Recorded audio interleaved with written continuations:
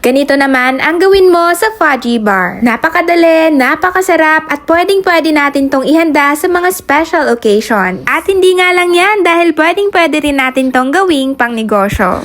Kaya kung paano to gawin, panoorin tong video na to hanggang dulo. So bago nga tayo mag-start, ito lang naman yung mga ingredients na gagamitin natin. Kailangan natin itong fudgy bar na iba't ibang flavors, 3 pirasong large eggs, 2 can nitong creme densada, gagamit din tayo nitong vanilla, at gagamitin tayo ng ganitong gulaman. Pero kung walang ganito guys, pwede namang gumamit ng yellow gulaman basta unflavored. So start na nga natin sa magkakaibang lalagyan. Ilalagay na natin yung iba't ibang flavors ng fudgy bar. Pag okay na, ang susunod naman na gagawin natin ay dudurugin natin ito. At dudurugin nga lang natin ito gamit ang ating mga kamay. Make sure na gumamit or magsuot tayo ng plastic gloves. Pero kung wala talaga tayong plastic gloves, make sure lang na malilinis yung ating mga kamay bago natin to gawin. Next step, i-prepare na rin natin tong mga paglalagyan natin. Sa paglalagyan nga ay gagamit tayo ng puto molder at sa ibabaw nga nito ay lalagyan natin or papatungan natin ng cupcake liner. Para naman pantay-pantay yung sukat, gagamit lang tayo ng 1/8 cup. So maglagay na nga rin tayo ng nadurog nating iba't ibang flavor ng fudgy bar. Pagkalagay nga ay ipipress lang natin ito. Gamit lang din itong 1/8 cup na ginagamit nating panukat. So pagkatapos nga nating malagyan lahat ng molder, gagawa naman tayo ngayon ng flan mixture. Sa isang bowl or lalagyan, maglalagay tayo ng 3 pirasong large eggs. At pagkalagay nga ay hahaluin natin ito or babatiin. Ayan, at haluin nga lang natin ito ng maayos. At sunod na nga rin nating ilalagay dito itong creme densada. At yung gagamitin nga ulit natin dito ay 2 can ng creme densada. Para naman mawala yung lansa ng itlog, maglalagay lang din tayo ng 1 teaspoon na vanilla. Kung wala naman tayong vanilla guys, pwede naman gumamit ng lemon juice or calamansi juice. So ayan, haluin lang din natin ito hanggang sa mag-well combine. Proceed na tayo sa next step. Sa ating mga lutuan ay maglalagay tayo ng 2 cups na tubig at sunod na rin nating ilagay itong 1 sachet na gulaman powder. Haluin lang po ng maayos hanggang sa matunaw na yung gulaman. Pag okay na nga, ilalagay na agad natin ito sa ating mga kalan. Isindi lamang ang ating mga apoy sa low heat. Lulutuin nga natin ito at sasabayan ng paghahalo hanggang sa mag-start ng kumulo. Pag nag-start ng kumulo, patayin ang apoy at unti-unti nating ilalagay dito yung mixture. Huwag nyo na lang din kakalimutan na salain ito gamit ang strainer. Pagka nailagay na nga yung mixture, isindi na agad yung mga apoy at hahaluin lang ulit natin ito hanggang sa kumulo. Continuous lang sa paghahalo at maya-maya nga ay mapapansin nyo na magiging ganito na yung texture or consistency nito. At habang mainit pa nga yung ating flan mixture, magsasali na agad tayo nito dito sa ating mga molder na may fudgy bar. Hintayin lang natin itong lumamig at pwedeng-pwede na natin itong tikman.